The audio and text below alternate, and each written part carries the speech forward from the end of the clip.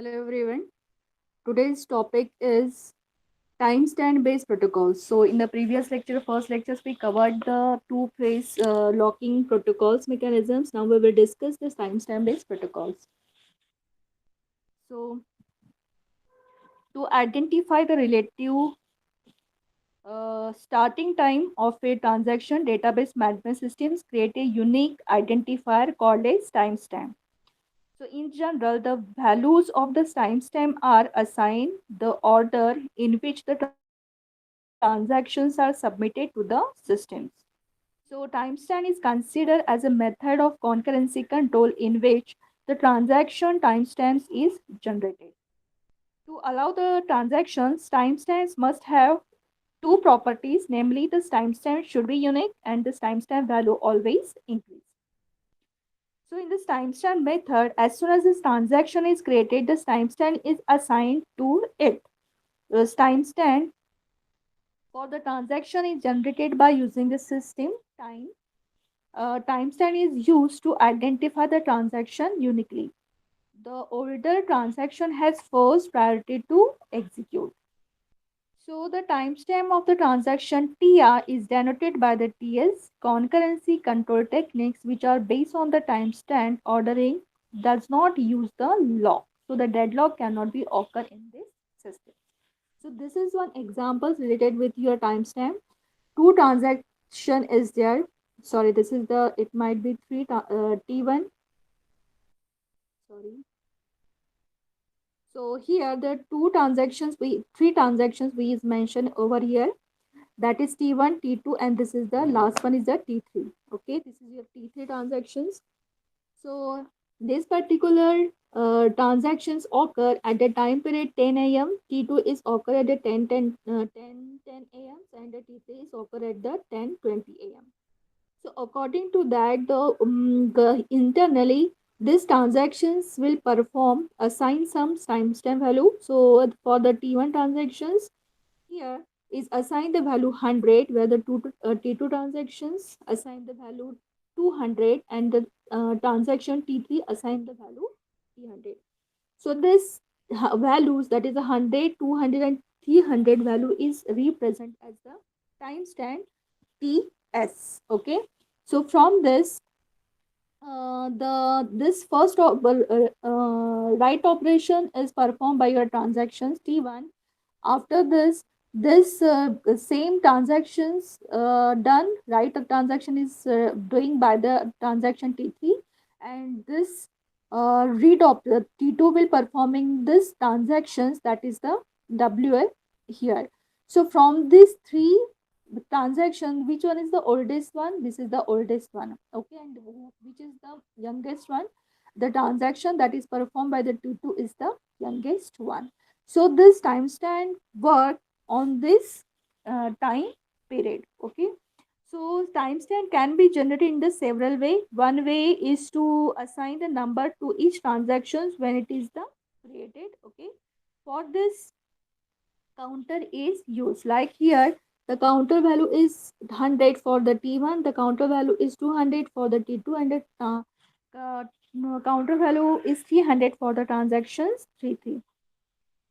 The counter is a reset to 0 when no transaction is the executing, and the system's current date times value can be used to implement a timestamp. It is another way to generate the timestamp value. So in the second method, inbuilt time from the systems it will take for assign the timestamp. So timestamp, there is one algorithms for this to generate the timestamp. This is some conditions over here to check the timestamp value and give the executions to that particular transactions. So timestamp ordering protocols used to order the conflict read and write operations pair in a such a way that they maintain the seriability. So timestamp ordering protocols ensure the seriability of conflict read-write operations pairs.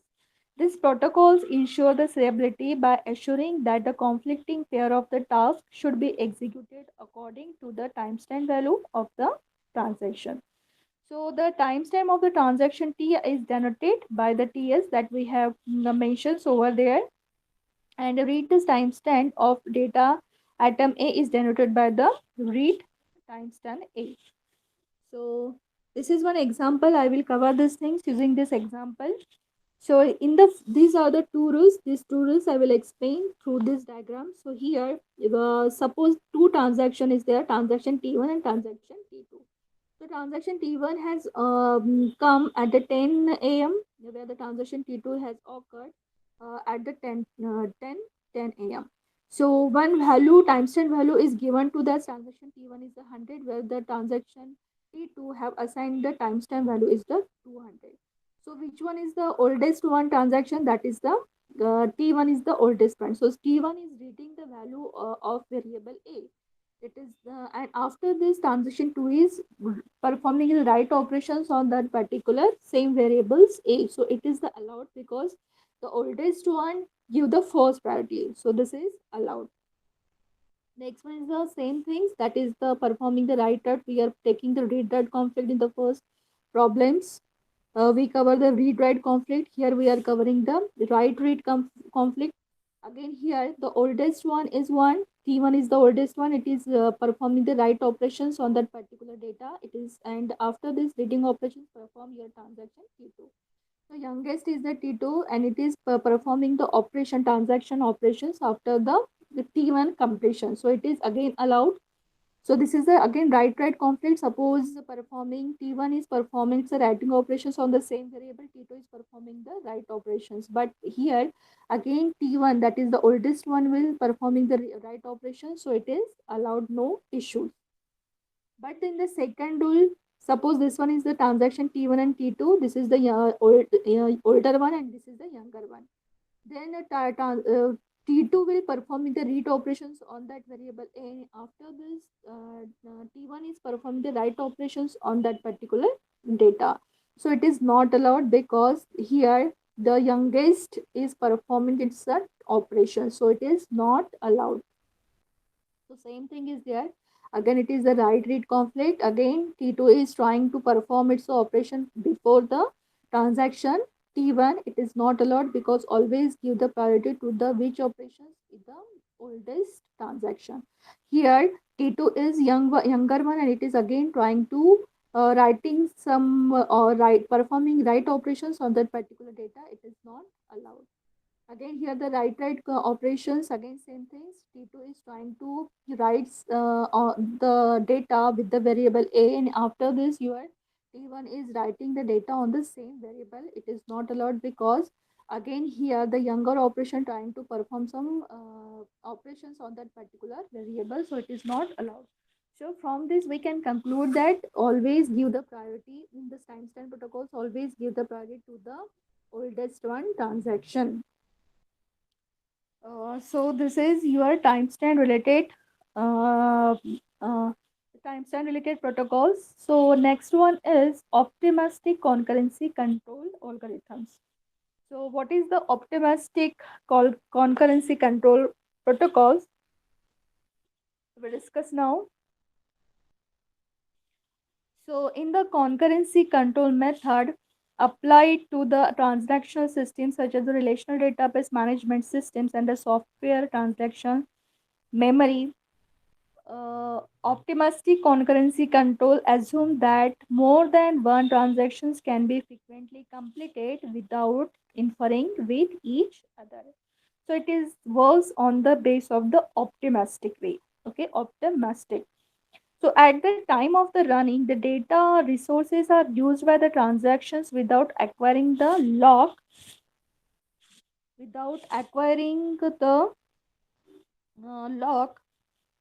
Assume OCC assume that more than one transactions complete without interfering with each other. At the time of running, the data resources are used by the transaction without any acquiring the logs on those resources. So before committing the each transactions verifies that no other transactions has modified the data it has read. And if the check shows the conflicting modifications, the committing transactions roll back and can be restart. So in the general, OCC is used in environments with low data contents. When the conflicts are there, transactions can complete without the expense of managing the log and without having transactions wait for other transactions. Log to clear, which leads to higher throughputs than any other leads to higher throughputs than any other methods of concurrency control. So, however, if the process of contention for the data resources is frequent, the cost of the repeatedly restarting transactions may affect performance significantly, and it is commonly through that in such a situations other concurrency control method have the better performance. So, however, locking based perministic method also can generate poor performance because of locking can significantly limit effective concurrency even when the deadlocks are avoided. So, this optimistic concurrency controls works in a three phases. That is read phase. So record a timestamp in this phase. Record a timestamp making the transactions meaningful. Then next in this again phase modify it. That is the read database values and the tentatively write changes. Next one is the validations phase. So in the validation phase, check whether other transactions have modified the data that this transactions has used read or write. These include the transaction that complete after the transaction start time and the optionally transaction that are still active at the validations time. And last one phase is the committed phase or the rollback phase. If there is no conflict, make all the changes take effect. If there is a conflict, resolve it typically by aborting the transactions, although other resolution schemes are possible. So care must be taken to avoid in this protocols that is a time to check, time to use, but particularly if this phase the previous one are not performed as a single atomic operations. So this is up to your optimistic concurrency control. Thank you.